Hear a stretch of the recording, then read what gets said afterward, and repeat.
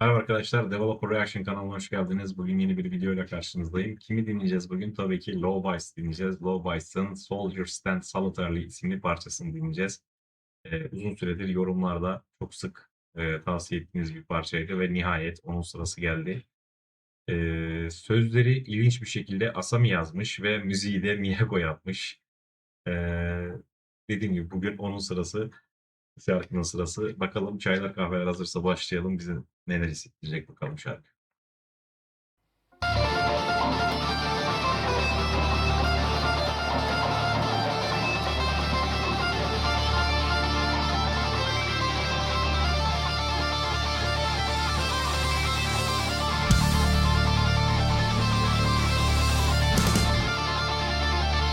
Wow, bu sefer unutmayacağım.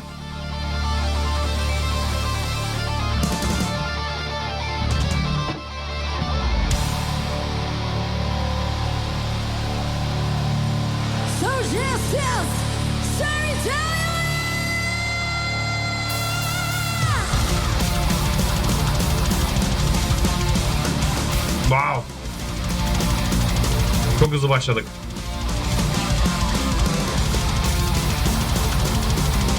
Harun'un ayaklara bakın.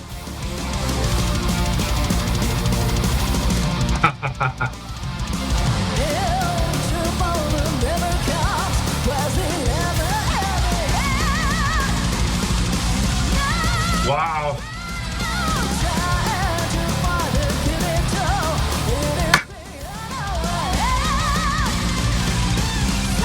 Wow. Rifflere bakın.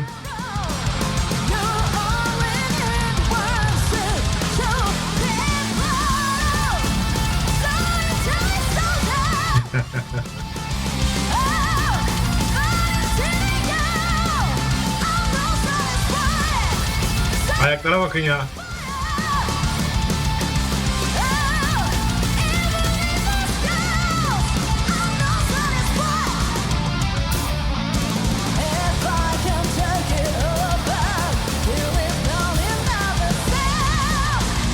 Wow. Evet, çok özür dilerim. Uzun süredir biliyorsunuz eee, durmuyorum şarkılarda, videolarda. Ama bunda durmak istedim. Çünkü bu kısmı tekrar dinlemem lazım. Burada saat 1.30. Tekrar dinlemezsem uyuyamam ben. Belki de çok güzel bir yerde durduk. Çünkü bakın Midori gözünden ışık saçıyor. Tekrar baştan başlayacağız. Bu yüzden özür diliyorum sizden. Çünkü dediğim gibi uyuyamam diğer türlü. Harun'un ayaklarına dikkat etmenizi istiyorum. Görüntüde var. Ve Fami'nin Harun'a ile kilitlendiği kısımdan duymaya çalışın. Harika. Harika gidiyorlar. Mükemmel bir yüksek tempo ve mükemmel bir işçilik.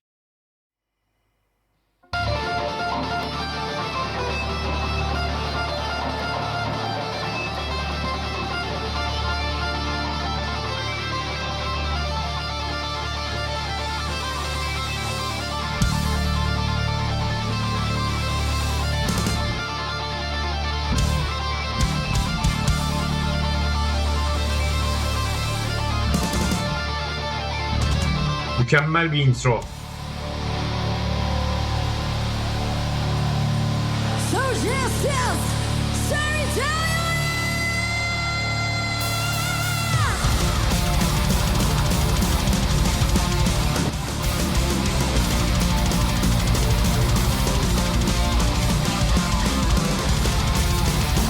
Wow.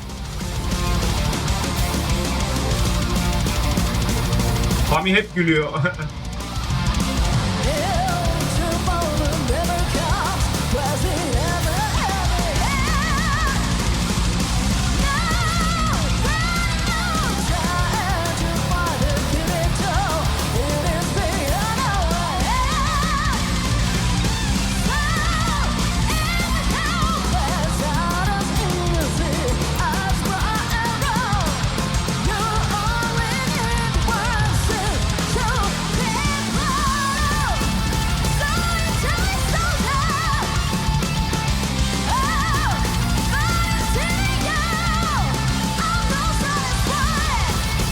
Bakar mısınız ayaklara ya?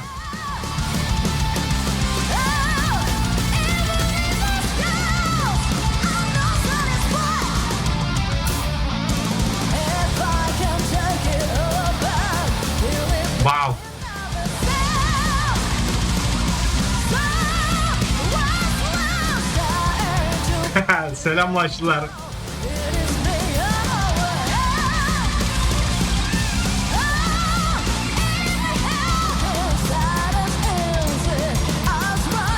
Rife bakın.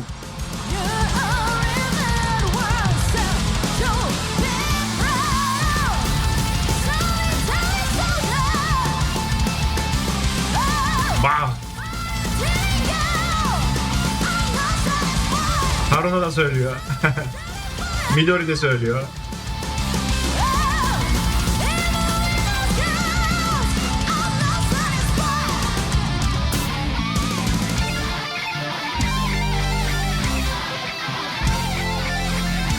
Wow.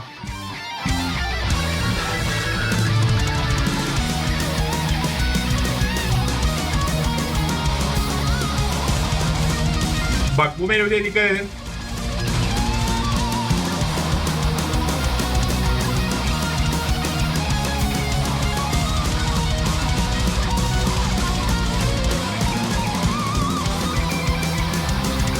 Ah.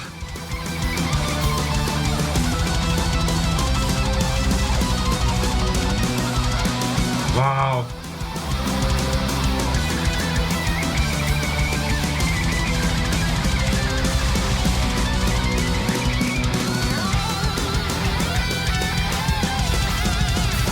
Ayaklara bakın ya.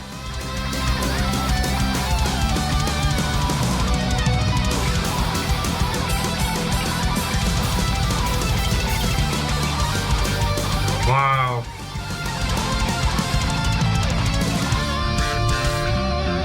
Wow.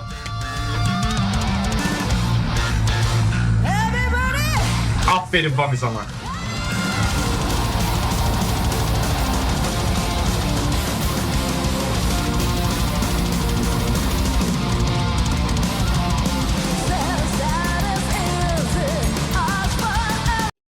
Çok özür dilerim. İzin verirseniz bu kısmı tekrar dinlemek istiyorum. Özellikle o string gitarları ve Fami'nin basını tekrar dinlemek istiyorum. Çok etkileyici. Çok etkileyici. Çok yüksek bir tempoda mükemmel bir sıfır hatayla gidiyorlar şu an. Ve şarkıya da eşlik ediyorlar ayrıca. Ve dediğim gibi Haruna'nın ayaklarını gösterdim ve lütfen dikkat edin. Çok ilginç. Şuradan itibaren başlıyorum. Kusura bakmayın lütfen. Biraz geri aldım. Bayağı bir geri aldım.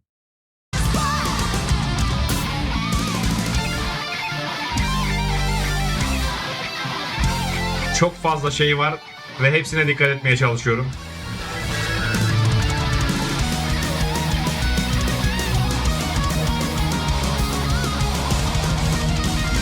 Midori, Miyako'nun bu kısmını başka bir grubun şeyine benzettim.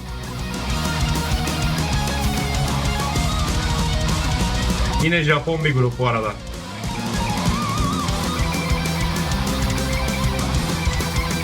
Çok yakışıyor ya.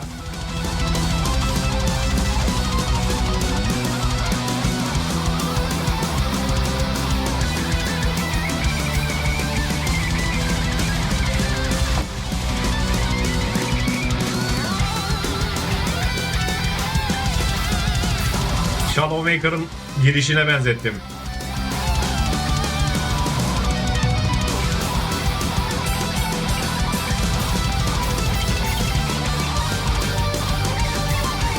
Wow.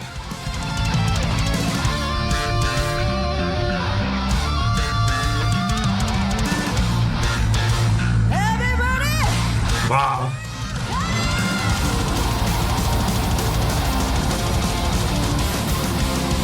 Ben yoruldum burada.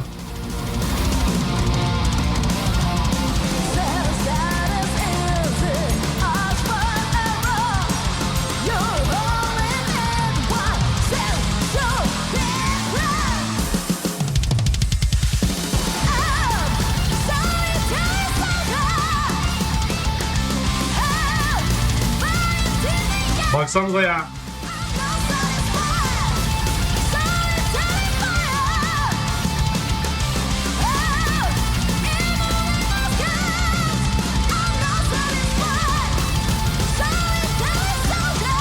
Wow.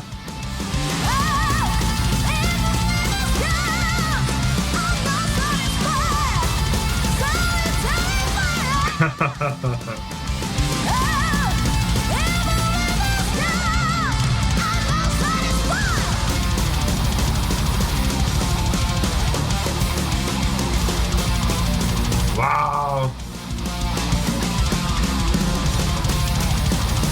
Everybody, raise your hands!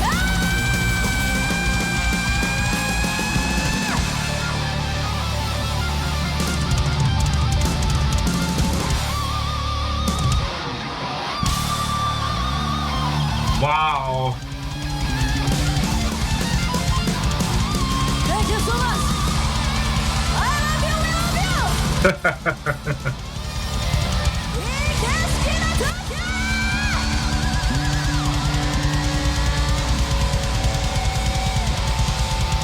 Gördünüz mü Haruna'yı?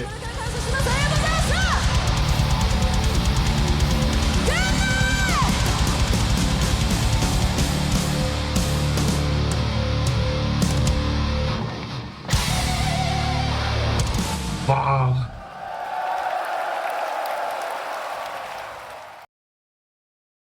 Harika bir şarkı dinledim. Öncelikle onu söyleyeyim. Umarım konserin son şarkısıdır bu. Bilmiyorum, bilenler varsa yoruma yazsın. Çünkü mükemmel bir performans istiyor ve Haruna, özellikle Haruna da hepsini de istiyor da özellikle Haruna da istiyor. Son şarkıysa yine ilk şarkıysa hani daha yorulmamış, en baştan çalıyor. Belki daha böyle stabil. Belki de yorulmuyor. Belki de şu an ben insanüstü 5 tane sanatçı izledim ve siz bana insan olmadıklarını söylemiyorsunuz. Çok yetenekliler. Bunda hemfikiriz.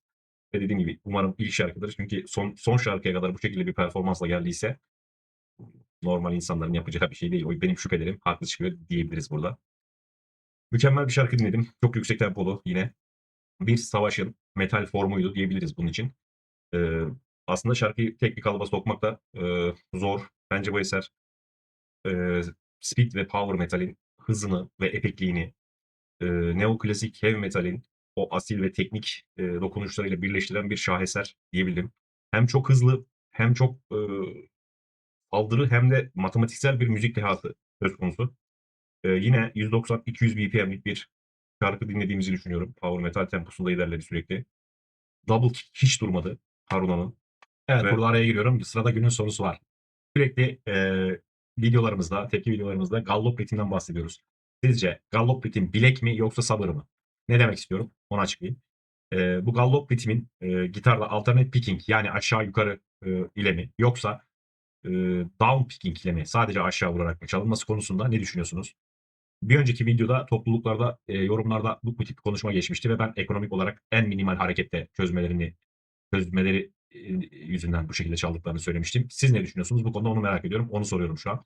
Çünkü bazı gitaristler eğer o gallop ritminin gerçekten askeri ve sert duyulmasını istiyorsanız hep aşağıya doğru down down down şeklinde çalması gerektiğini söylüyorlar.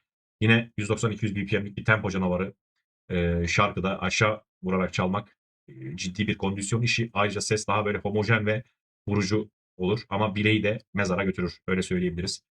Ama Miyako ve Midori gibi aşırı teknik çalan mesela gitaristlerin dünyasında ise aşağı yukarı aşağı yukarı aşağı aşağı yukarı gibi kombinasyonlar daha yaygındır.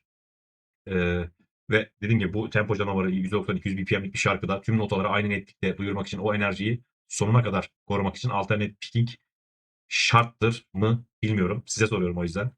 Ayrıca Low Vice'ın o temiz hiccup olmayan tonunun sırrı da belki de bu ekonomik hareketlerde gizli. Ben öyle olduğunu düşünüyorum. Dediğim gibi bu şarkıda özellikle yani 190 bu tip şarkılarda daha doğrusu 190-200 BPM ya da üstü olan şarkılarda tam bir tempo canavarı bu şarkılar. O gallop ritmini down down up yaparak mı çalmak daha asildir ya da doğrudur? Yoksa bileği feda edip down down down ile saf güç brute force yapmak mı daha uygundur bilemedim. Miyako ve Midori'nin o tertemiz tonunun sırrı belki de sadece teknik mi yoksa vuruş tercihleri mi bilmiyorum. Bunu aşağıda yorumların yanında test olarak oluşturacağım. Oy vermek isteyen arkadaşlar oradan oy verebilir ya da sonuçları görmek isteyen arkadaşlar da sonuçları görebilir. Haruna'nın ve Fami şu an sahnede bu grove'u harika sabitleyip koro öncesi o yürüyüşleri desteklese de şarkının o heavy ya da old school bas yapısını eserin bestelendiği dönemdeki Miho'nun imzasını hissetmek mümkün ama Fami de çok güzel bir şekilde o imzayı çok güzel bir şekilde taşıdığını düşünüyorum. Gitar ritimleri yine sadece 16'lık palm mut vuruşlar değil, o askeri havayı veren asıl unsur olan gallop, 1/8'lik, 2/16'lık ritim kalıbı üzerinden kusursuz bir hız sağladı. Miyako ve neoklasik estetik yine bu şarkıda da gayet de kendini hissettirdi. Çünkü şarkı Miyako tarafından bestelendiği için her nota öyle rastgele değil de bir matematiksel melodi barındırıyordu açıkçası. Klasik piyano eğitiminin bu şarkıdaki majör ve minör geçişlerinin ve o dramatik yapının ana kaynağı belki de Miyako'nun o e, estetiğiydi diyebiliriz. Ve duallik sistem. Miyako ve Midori'nin yine sürekli birbirini tamamlayıcı şekilde harmonik minör ve Pyrrhian dominant dediğimiz gamlar sayesinde o karanlık ama asil atmosferi şarkı bize hissettirdi. İliklerimize kadar hissettirdi hem de. Epik motifler vardı. Yine gitarlar burada sadece solo atmadı. Dikkat ettiyseniz adeta epik motifler vardı. Üretiyordu ve yüksek hızlı sweep kicking arpejler, Yngwie Malmsteen ile popülerleşen o klasik müzik estetiğinin modern metaldeki karşılığıydı diyebiliriz. Asami yine harika bir sahne performansı sergiledi. Sahne hakimiyetini biliyorum. Ben onu birçok videoda söylüyorum zaten. Sahne hakimiyetine bayılıyorum. Yine burada da seyirciyi yakaladı ve eşlik ettirdi gördüğünüz gibi. Klasik mezzo soprano çizgisinden ziyade, daha doğrusu mezzo soprano demeyelim, dramatik soprano ya da power metal belter dediğimiz seviyedeydi.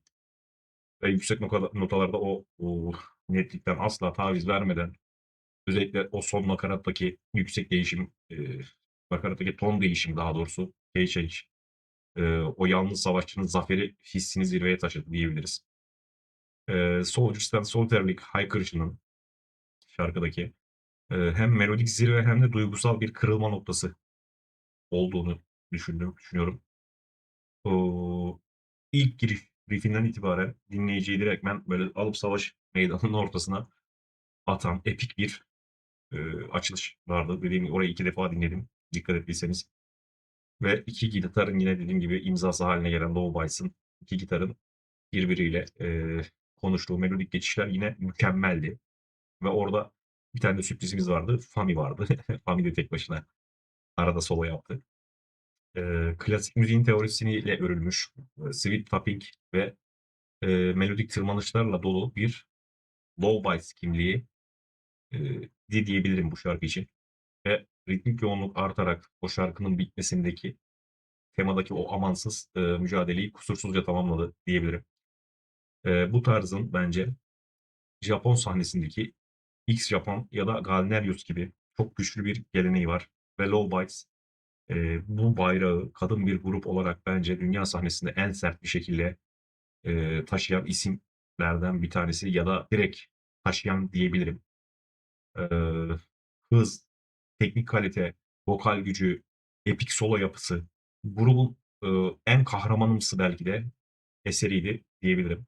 Tam anlamıyla bir savaşın dediğim gibi ortasında tek başına duran askerin metal formu nasıl olur? Bize bunu nasıl anlatabilirsin şarkıyla deseler böyle bir şey olurdu. Harika bir iş çıkmış yine ortaya. Yine yapmışlar yapacaklarını grup. Çok beğendim arkadaşlar. Dediğim gibi daha altını yani beklemiyorum Low Bice'dan artık. Ve neden bu şarkıyı bu kadar çok önerdiğinizi de işin aslı daha iyi anlıyorum. Bazı şarkıları çünkü her yorumun, her şarkı videosunun altına yazıyorsunuz.